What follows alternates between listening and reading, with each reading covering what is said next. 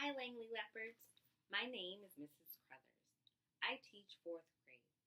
Today I'm going to be reading The One and Only Ivan to you, and I'm going to be reading pages 15 through 31. When it's time to turn the page, you're going to hear this chime. Let's get started.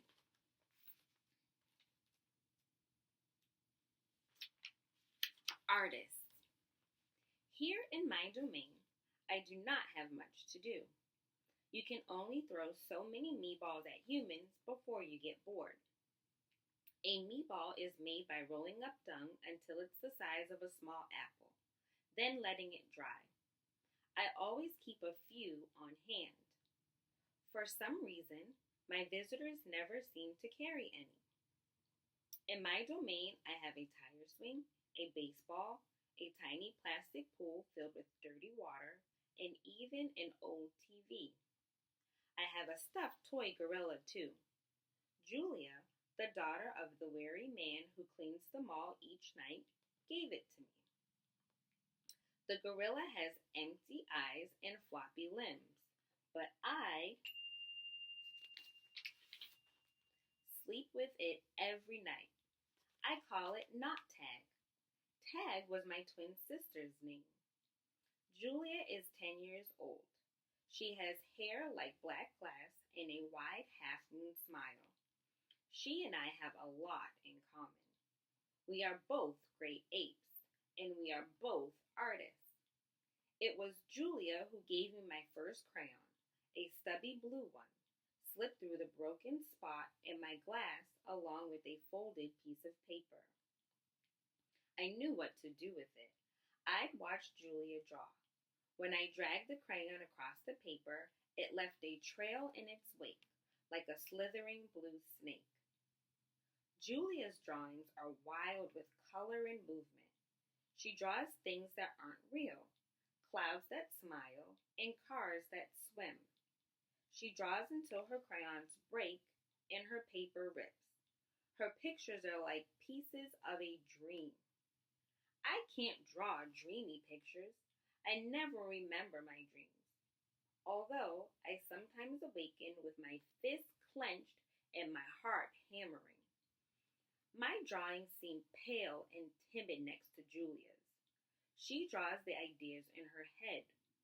I draw the things in my cage, simple items that fill my days: an apple core, a banana peel, a candy wrapper. I often eat my subjects before I draw them. But even though I draw the same things over and over again, I never get bored with my art. When I'm drawing, that's all I think about. I don't think about where I am, about yesterday or tomorrow. I just move my crayons across the paper. Humans don't always seem to recognize what I've drawn. They squint, cock their heads, murmur. I'll draw a banana, a perfectly lovely banana, and they'll say, "It's a yellow airplane," or "It's a duck without wings." That's all right. I'm not drawing for them. I'm drawing for me. Max soon realized that people will pay for a picture made by a gorilla, even if they don't know what it is. Now I draw every day. My works sell for $20 a piece, 25 with a frame, at the gift shop near my domain. If I get tired and need a break, I eat my crayons. Shapes in clouds. I think I've always been an artist. Even as a baby, still clinging to my mother, I had an artist's eye. I saw shapes in the clouds and sculptures in the tumbled stones at the bottom of a stream. I grabbed at colors: the crimson flower just out of reach, the ebony bird streaking past. I don't remember much about my early life, but I do remember this. Whenever I got the chance, I would dip my fingers into cool mud and use my mother's back for a canvas. She was a patient soul, my mother.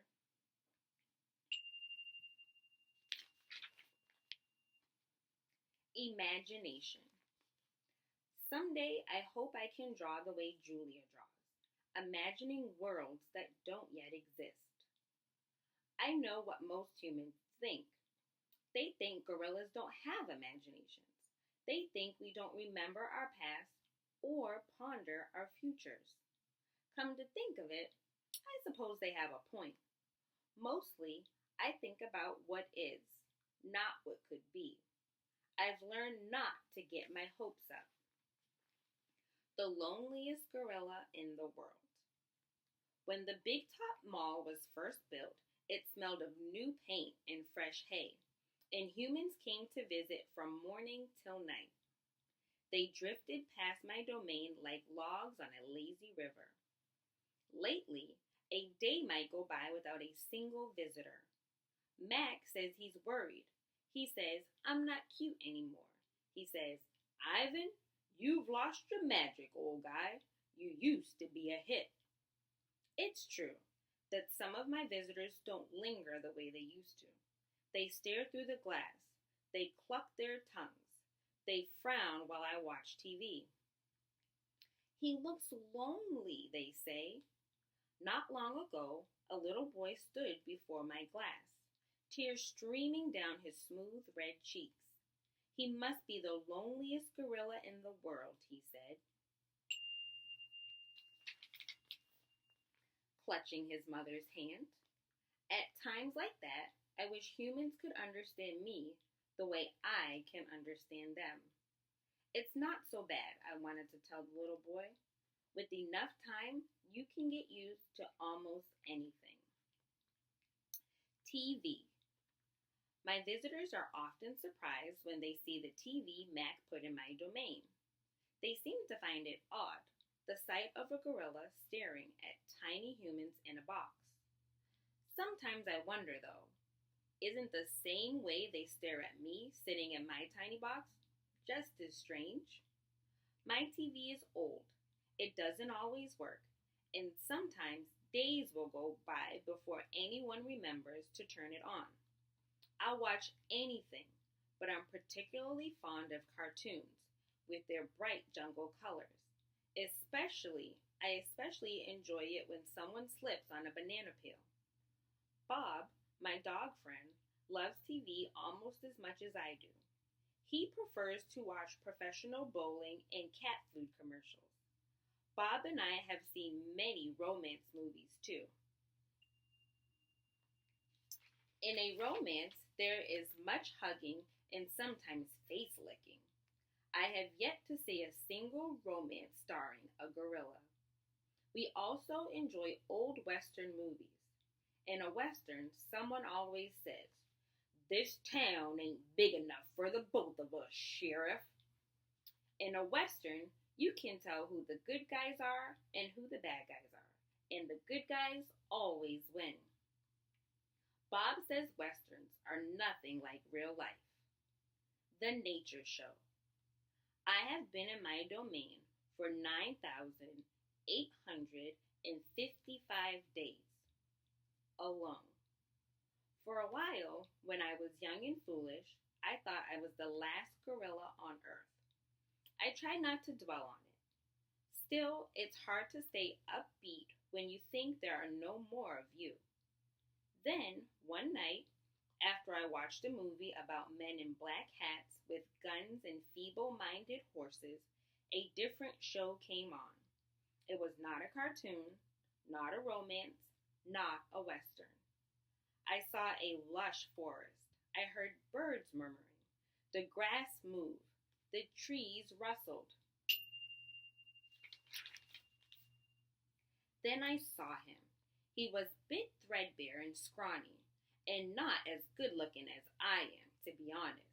But sure enough, he was a gorilla.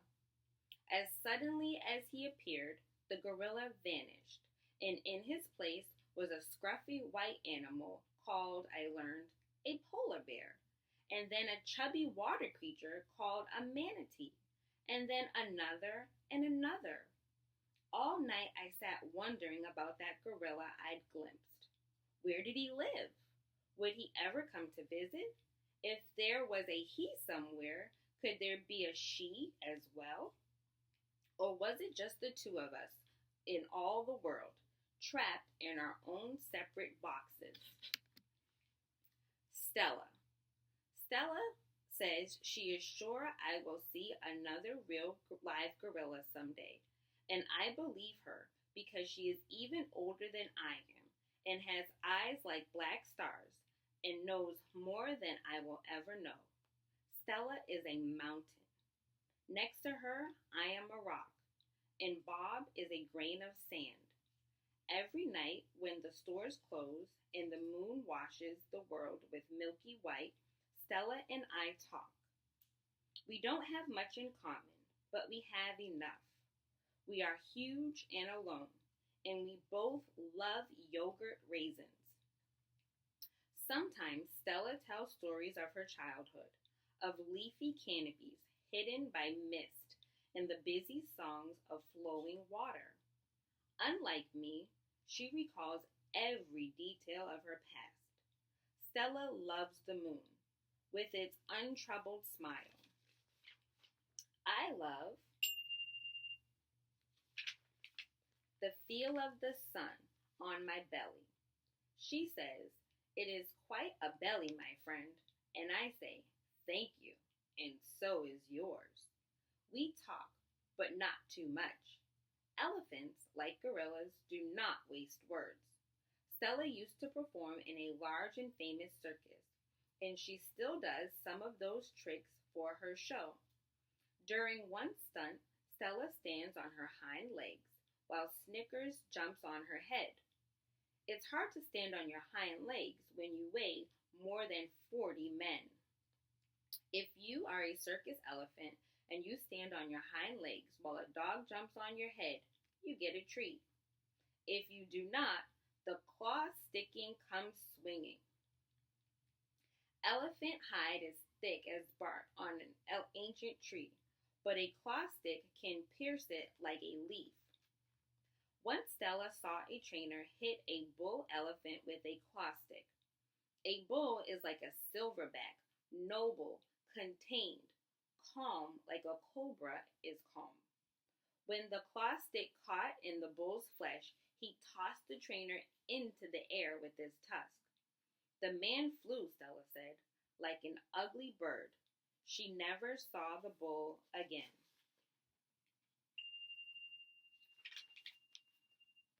Stella's trunk. Stella's trunk is a miracle. She can pick up a single peanut with elegant precision, tickle a passing mouse, tap the shoulder of a dozing keeper. Her trunk is remarkable, but still it can't unlatch the door of her tumble-down domain. Circling Stella's legs are long-ago scars from the chains she wore as a youth. Her bracelets, she calls them. When she worked at the famous circus, Stella had to balance on a pedestal for her most difficult trick. One day she fell off and injured her foot. When she went lame and lagged behind the other elephants, the circus sold her to Mac. Stella's foot never healed completely. She limps when she walks, and sometimes her foot gets infected when she stands in one place for too long. Last winter, Stella's foot swelled to twice its normal size. She had a fever, and she lay on the damp, cold floor of her domain for 5 days. They were long days, very long days. Even now, I'm not sure she's completely better. She never complains though, so it's hard to know. At the Big Top Mall, no one bothers with iron shackles. A bristly rope tied to a bolt in the floor is all that's required. They think I'm too old to cause trouble, Stella says. Old age, she says, is a powerful disguise. Well, that's the end of my reading, Langley Leopards. I hope you enjoyed the book, and I can't wait to continue reading it with you as you read along with other readers. Have a great day!